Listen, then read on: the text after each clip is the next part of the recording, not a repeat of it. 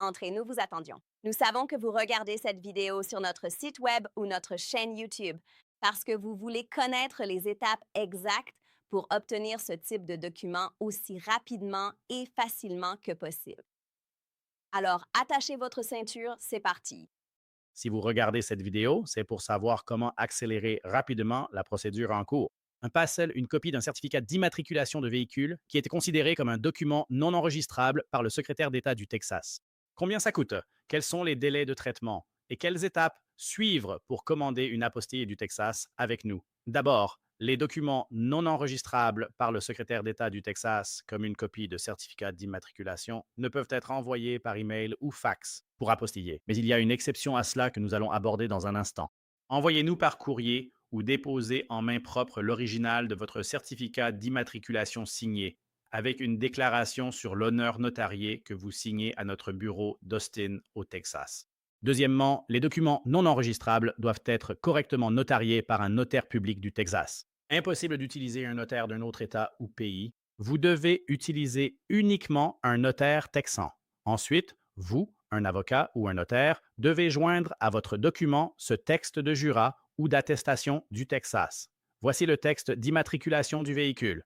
Si vous l'obtenez au Texas pour votre véhicule, il s'agit de l'autocollant pour votre pare-brise. D'accord. Vous ne pouvez pas faire notarier ou apostiller cela. D'accord. Ce que vous pouvez faire, c'est que vous allez devoir faire une photocopie de cet autocollant. Donc, faites une photocopie en couleur ou en noir et blanc. Peu importe pour le secrétaire d'État.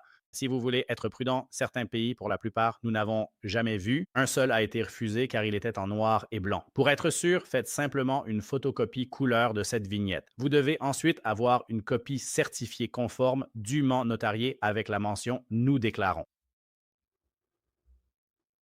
Vous allez prendre cette formulation, l'affidavit de copie certifiée conforme. Mettons tout cela ici, juste ici. Vous pouvez copier et coller ceci dans un document Microsoft Word, puis l'imprimer. Ou plus simple, cliquez simplement sur ce PDF juste ici et tout ce que je viens de surligner sera téléchargé. Ensuite, apportez cette impression chez un notaire avec une photocopie de vos vignettes d'immatriculation de votre véhicule. Remplissez-le et signez-le devant lui pour obtenir ensuite une apostille. C'est très important. Ici, là où il est écrit nom du titulaire du véhicule, puis il y a un espace ici qui dit je, inscrivez ici votre nom en majuscule, tel qu'indiqué sur votre certificat d'immatriculation. Donc, si votre nom est John Doe, vous devez imprimer votre nom, John D. Si votre deuxième prénom complet figure, comme John Jackson Doe, vous devez inscrire John Jackson. S'il n'y a pas de deuxième prénom ou d'initiale sur votre formulaire d'inscription, vous n'avez pas besoin d'en indiquer. Très important. Votre document risque d'être rejeté si vous commettez cette erreur. Et ensuite, vous allez signer ici. Ensuite, le notaire, et il faut être très vigilant car ils peuvent se tromper. Cela vous coûtera cher car l'État rejettera le document entraînant des frais supplémentaires. Notez bien, inscrivez le nom du titulaire sans signer. Donc, le notaire va imprimer votre nom juste ici, exactement comme vous l'avez indiqué en haut, là. Exactement ce qui est écrit en haut. Donc, si c'est Doe ici, il faut que ce soit écrit John D. Doe ici. Si c'est Jane Jackson Doe ici, vous devez mettre Jane Jackson Doe ici. Donc, tout ce que vous inscrivez ici doit être identique dans ce champ-ci. Cela doit être exactement comme votre nom est imprimé sur le document d'immatriculation du véhicule délivré par le comté où vous l'avez fait. Et ensuite, le notaire signera son nom juste là. Encore une fois, vous allez signer votre nom juste ici. Ensuite, prenez cet affidavit et vous l'attachez avec un trombone à la photocopie de vos plaques.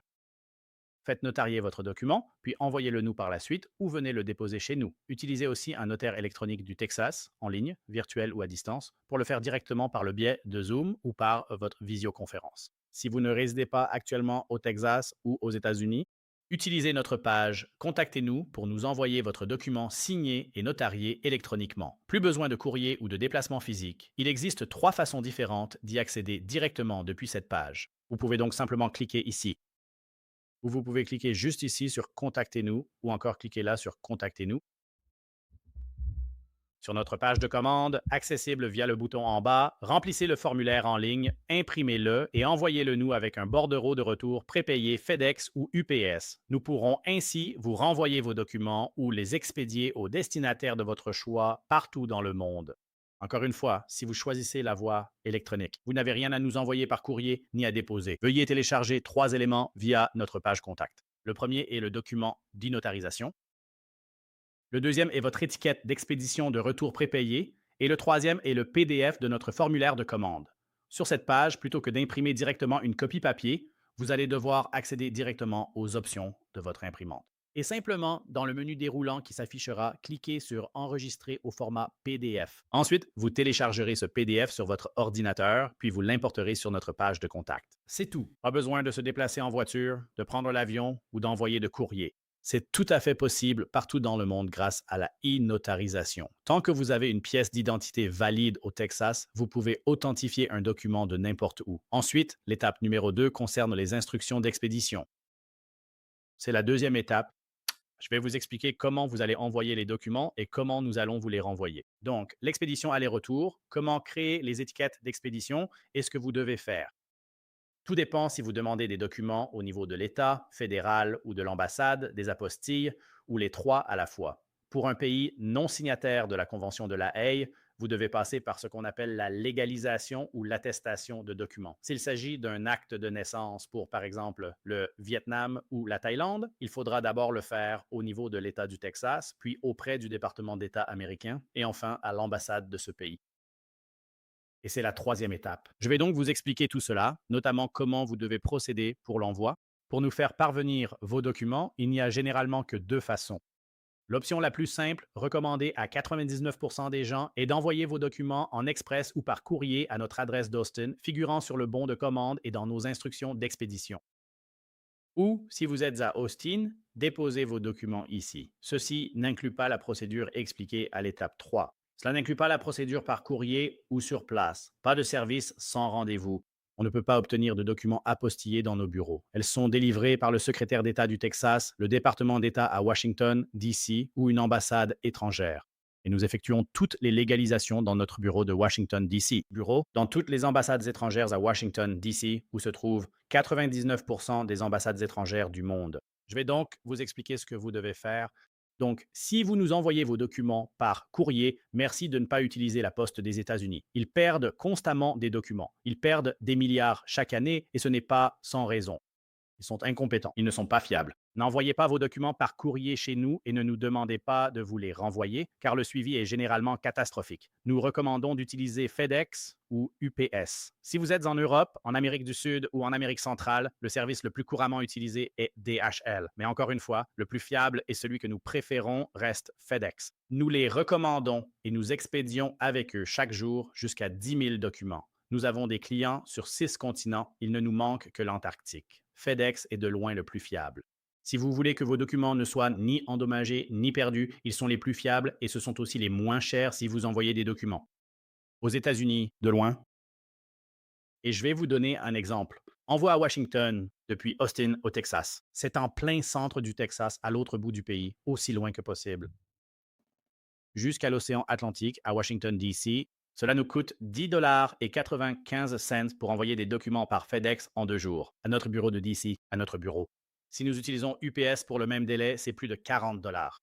Si nous utilisons la poste, c'est plus de 20 dollars. C'est environ 23 dollars, c'est plus du double. Donc, si vous envoyez des documents, FedEx est bien moins cher que UPS et la poste d'ailleurs. Si vous le faites rapidement, en une nuit ou en 2 jours, la plupart des gens ne s'en rendent pas compte. Mais c'est uniquement si vous utilisez l'option FedEx One. Et notre vidéo sur nos pages d'expédition va vous l'expliquer. Je vais vous expliquer cela. Voici donc les liens sur lesquels vous allez cliquer. Ce sera donc une longue vidéo de 15 à 20 minutes qui vous guide pour une fonction que FedEx ou UPS ne font même pas sur leur site. Grâce à nos captures d'écran et cette vidéo, découvrez comment créer une étiquette de retour prépayée sur fedex.com ou ups.com depuis n'importe où dans le monde. Peu importe où vous vivez, créez votre étiquette d'expédition en ligne, puis vous pouvez l'imprimer et nous l'envoyer par courrier ou simplement la télécharger. Envoyez-nous par email uniquement le PDF fourni. Nous n'acceptons pas d'étiquette d'expédition en format Word, GIF, JPEG ou tout autre format. Vous avez besoin du PDF original que UPS et FedEx vous donneront lorsque vous le créez. Cliquez sur ces liens. Ils vous guideront avec vidéo et capture d'écran pour expliquer comment faire où que vous soyez. Et si vous expédiez à l'international, il vous faudra remplir une facture ou un document de douane. Reçu. C'est ce que vous devez faire. Vous cliquez ici pour FedEx et là pour UPS et nous avons déjà un modèle pré-rempli. Il ne vous reste plus qu'à le compléter. Ensuite, signez votre nom et indiquez la date dessus. C'est tout. C'est déjà fait pour vous. Encore une fois, selon le pays, ils n'en ont normalement pas besoin, mais nous le faisons toujours par précaution. Requis pour l'international ou un envoi depuis les USA vers un autre pays. Par exemple, le Mexique ne s'en soucie pas vraiment, mais vous pouvez le faire quand même. Ils ne font pas vraiment attention à FedEx. Mais dans la plupart des autres pays du monde, pour passer la douane, il vaut mieux avoir ce document. D'accord. Et puis, l'autre chose importante, c'est que vous ne pouvez pas mettre notre nom dessus. L'étiquette d'expédition. Je vais me répéter. Vous ne pouvez mettre notre nom, numéro de téléphone ou adresse nulle part sur votre envoi lorsque nous vous le renvoyons. C'est pour l'envoi vers vous. Donc, nous avons apostillé votre document et maintenant vous voulez qu'il vous soit retourné ou à un cabinet d'avocat ou dans un autre pays ou à un proche ou une organisation, peu importe la destination, vous créez l'étiquette d'expédition prépayée. Vous êtes l'importateur et l'expéditeur. Vous ne pouvez pas mettre notre nom dessus, car si cela passe par la douane, ce qui nous serait facturé, des centaines de dollars. Ce n'est pas à nous de payer. Nous ne renverrons donc pas vos documents si vous mettez notre nom dessus. Pensez-y comme à une enveloppe envoyée avec votre nom dans le coin supérieur gauche aux États-Unis. Vous indiquez l'expéditeur. Si l'adresse à laquelle vous l'envoyez est incorrecte et que la poste ne peut livrer, ils vous renverront ce courrier. C'est ce que nous demandons. N'utilisez pas notre adresse. Mettez-en une autre, n'importe laquelle, celle d'un ami, d'un proche, d'un collègue ou d'une entreprise. Peu importe. Pas nos infos. Mettez les vôtres, c'est l'usage. Mettez votre adresse en expéditeur et destinataire.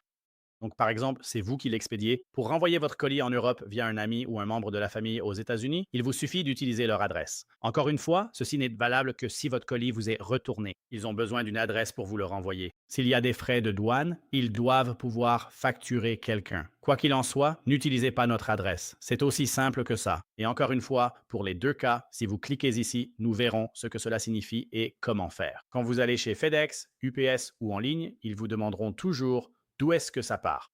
N'utilisez pas notre adresse ou numéro de téléphone. C'est simple et c'est courant. On dit que c'est impossible. Pourtant, c'est possible. Vous vous y prenez mal. Suivez-nous. Faites-le en ligne. N'essayez pas de faire cela chez FedEx ou UPS, car bien souvent, ils ne savent pas de quoi ils parlent. Faites-le plutôt simplement en ligne. Nous le faisons tous les jours, depuis tous les pays du monde. Vous pouvez créer l'étiquette en ligne sans notre adresse, car c'est vous qui créez l'étiquette directement et qui la payez. Pas nous. Nous faisons simplement le dépôt chez FedEx, UPS ou DHL pour vous. Donc, vous ne pouvez pas mettre notre adresse parce qu'alors, techniquement, aux yeux de FedEx, UPS ou DHL, nous devenons l'importateur et l'expéditeur. Toute la responsabilité légale retombe alors sur notre entreprise et nous ne pouvons pas l'accepter. Notre politique d'entreprise ne nous permet pas de le faire. N'utilisez donc pas notre adresse sur les étiquettes. C'est crucial car nous ne l'expédierons pas, c'est certain. On vous contactera pour recevoir un nouveau bordereau d'envoi. Pour les commandes internationales, nos coordonnées ne doivent pas y figurer. Si c'est spécifiquement pour l'international, nous ne le renverrons pas. Donc c'est très important. Si vous êtes pressé, sachez que tout retard pour nous envoyer une nouvelle étiquette prendra plusieurs jours de traitement. Merci donc de bien suivre ces instructions. Et ne mettez pas notre nom, notre adresse ou notre numéro de téléphone sur cette étiquette d'expédition prépayée. Voilà l'essentiel sur l'expédition. Encore une fois, c'est très simple. Vous nous donnez simplement, encore une fois, si vous venez déposer des documents chez nous, assurez-vous que vous pouvez aussi les déposer chez nous. Fournissez une étiquette prépayée pour le retour après dépôt chez nous. Au lieu de les poster, vous les déposez chez nous et souhaitez un renvoi par courrier. Beaucoup de gens font cela aussi. Donc, vous allez en ligne, vous créez votre étiquette d'expédition. En vous rendant dans nos agences à Austin pour déposer vos documents, vous les recevez le jour même ou sous 2 jours, selon le traitement du secrétaire d'État, comme expliqué à l'étape 3, ou le gouvernement fédéral ou l'ambassade, alors nous vous les renverrons. Voilà, c'est à peu près tout. Merci. Ceci est l'étape 3. Je vais vous présenter les tarifs actuels que nous proposons et si vous souhaitez nous déposer des documents ainsi que nos délais de traitement. Ces informations sont à jour au 30 novembre 2025. Donc, si vous souhaitez nous déposer des documents, ce que vous devrez faire, c'est imprimer notre formulaire de commande que vous remplissez en ligne en cliquant juste ici, là, ceci. En cliquant ici, vous accéderez à la page de notre formulaire de commande. C'est ce formulaire que vous allez remplir en ligne puis imprimer. Et il y a une autre vidéo là-bas qui explique comment remplir le bon de commande, tout ça. Donc, si vous allez, encore une fois, si vous allez envoyer vos documents par courrier, ce que la plupart des gens font, vous imprimez notre formulaire de commande, puis vous l'envoyez avec vos documents. Comme nous l'indiquons à l'étape 2, vous nous l'envoyez. Si vous comptez déposer vos documents en personne, ce qui ne va pas accélérer le processus, et je vais expliquer pourquoi. Si vous comptez les déposer dans notre bureau d'Austin, qui est le seul endroit possible, pas Houston, pas Dallas, uniquement notre bureau d'Austin, vous pouvez y déposer vos documents. Donc, si vous habitez dans la région d'Austin, vous devez imprimer notre formulaire de commande et ensuite l'apporter avec vos documents. Je vais maintenant vous expliquer nos horaires de dépôt. Pour le service le jour même, nous déposerons vos documents au secrétariat d'État du Texas si nous les recevons avant midi, heure normale du centre, du lundi au vendredi, à l'exception des jours fériés fédéraux ou d'États importants. Donc, quand le secrétariat est ouvert et qu'il est en fait fermé plus de jours que les autres administrations, comme pour le 4 juillet cette année. Ils ont fermé le lundi suivant, le 4 juillet. Ce n'était pas un jour férié fédéral. Et ils ont fermé cette semaine, mercredi, avant Thanksgiving. Et ce n'était pas un jour férié fédéral ou vendredi noir. Le Black Friday, ils sont également fermés. Pas de jour férié fédéral, mais fermeture de 3 jours cette semaine. Et ils seront fermés pendant 3 jours pour Noël. Ils ont annoncé la fermeture la veille de Noël. Le réveillon de Noël n'est pas un jour férié, mais leur bureau ferme, ce qui empêche tout dépôt de documents. Gardez cela à l'esprit pour vos délais. Concernant les délais de traitement, aucune entreprise ne peut déposer vos documents à moins que le secrétariat d'État ne soit ouvert. Juste pour être clair, si nous recevons vos documents avant midi, heure du centre, du lundi au vendredi pendant l'ouverture, c'est garanti. Si reçus avant midi, nous les soumettrons au Texas. Ensuite, selon leur délai, cela varie et nous n'avons aucun contrôle. Personne ne peut garantir la rapidité avec laquelle ils traiteront les dossiers. À l'heure actuelle, et nous changeons cela chaque mois. Par exemple, en ce moment, dans quelques heures, cela va passer à décembre 2025. Donc, si vous voyez ceci en 2026 ou 2027, oubliez tout ce que vous voyez ici. Peu importe l'indication, juste sur cette page, cela correspond au délai de traitement actuel du secrétaire d'État et je vais vous l'expliquer avec nos exemples. Actuellement, en novembre 2025, il faut compter entre 0 et 2 jours ouvrés au secrétaire d'État pour délivrer les apostilles sur les documents. Je vais expliquer ce que signifie 0 jours. Nous allons donner quelques scénarios. Si nous recevons vos documents par courrier ou dépôt avant midi, heure centrale, nous allons déposer vos documents. Il est possible, mais pas probable, que le secrétaire d'État délivre l'apostille le jour même. 0 signifie donc que nous recevons votre document à midi ou avant ce jour-là. Nous allons le déposer ce jour-là et il se peut qu'il le délivre le même jour, puis nous vous le renverrons par courrier le jour même. C'est ce que l'on appelle 0 jour. D'un autre côté, cela peut nécessiter un délai allant jusqu'à 2 jours ouvrables après le dépôt pour vous les remettre en main propre. D'accord. Je vais donc vous expliquer nos exemples ici. Donc, scénario 1, nous recevons vos documents avant ou à notre heure limite de midi, heure centrale, un lundi. Ensuite, nous les déposons le même jour. Le secrétaire d'État délivrera soit une apostille sur vos documents le jour même, ce qui correspond à 0 jour. Le jour ouvrable suivant, il se peut qu'il le fasse, ce qui fait un jour. Ou 2 jours ouvrables. Donc, dans le pire des cas, vous le recevrez et il vous sera renvoyé par courrier le mercredi. C'est donc le meilleur scénario si nous recevons votre document avant midi. D'accord. Le deuxième exemple, c'est si nous recevons votre document après-midi, heure centrale. Donc, si vous nous l'envoyez par la poste et que nous le recevons en après-midi par UPS, FedEx ou DHL, ou si vous le déposez à notre bureau avant 16h55, voire juste avant 17h ce lundi, nous allons le traiter. Autrement, nous ne pourrons le déposer que le lendemain, c'est-à-dire le jour ouvrable suivant. Et ensuite, il pourrait le délivrer le même jour, donc 0 jour. Il pourrait le délivrer le jour ouvrable suivant, soit un jour ou 2 jours ouvrables. Dans le pire des cas, nous pouvons le récupérer et vous le renvoyer par la poste ce jeudi-là. Donc, dans les deux scénarios, si nous recevons votre document un lundi, que ce soit avant ou après-midi, ce sera pour mercredi ou jeudi. Au pire des cas absolus, à moins d'une apocalypse zombie, une révolte d'ORC ou une invasion extraterrestre, si vous le faites un lundi, il vous sera renvoyé par la poste le jeudi. Dans tous les cas, cela peut vous être renvoyé par la poste dès lundi. Donc, pour récapituler, je ne saurais trop insister là-dessus. Si vous vous rendez dans notre bureau principal à Austin, déposez vos documents en personne au lieu de les envoyer par la poste n'accélère pas le processus. Peu importe si nous les recevons en dépôt direct ou par courrier avant midi ou après. Le délai de traitement sera le même. Beaucoup trop de gens ne lisent pas notre site Web. Sans nous contacter, ils viennent espérant un résultat immédiat, ce qui dépend du secrétariat d'État. Eux seuls décident. C'est eux qui vont décider s'ils le délivrent le jour même, le lendemain ou dans 2 jours. Alors, s'il vous plaît, à moins que vous ne viviez à Austin, cela n'accélère pas le processus. Envoyez vos documents en livraison express comme indiqué à l'étape 2 selon la méthode. Et ce sont les tarifs en vigueur aujourd'hui. Ils pourraient changer entre 2026 et 2028 ou plus tard. Ne vous y fiez pas aveuglément. Vérifiez plutôt les informations indiquées ici même. Peu importe ce qui est écrit ici, à cet endroit, à ce moment précis, c'est le tarif en vigueur. Pour le premier document, faire apostiller un acte auprès du secrétaire d'État coûte 95 et cela inclut tous les frais de dépôt. Vous ne nous faites pas de chèque, ni mandat ou chèque de banque. Vous ne nous envoyez pas d'argent pour ces frais d'État. Et vous ne faites pas la paperasse. Malheureusement, vous ne nous envoyez pas le formulaire officiel de l'État. Nous avons nos propres formulaires et nous payons les frais de dépôt. C'est donc exactement 95 sans taxes, tout compris. C'est tout ce que vous payez. Et si vous en avez plusieurs, c'est à tarif réduit. Et ceci est juste un petit tableau simple pour vous. Un coût de 95,2 exige des apostilles. Si c'est en même temps, c'est 170, 3, 245 et ainsi de suite. Voici les tarifs en vigueur. C'est tout. Chaque document supplémentaire est à 75 Quand vous êtes prêt à commander, cliquez sur ce bouton pour accéder au bon de commande pour les apostilles du Texas.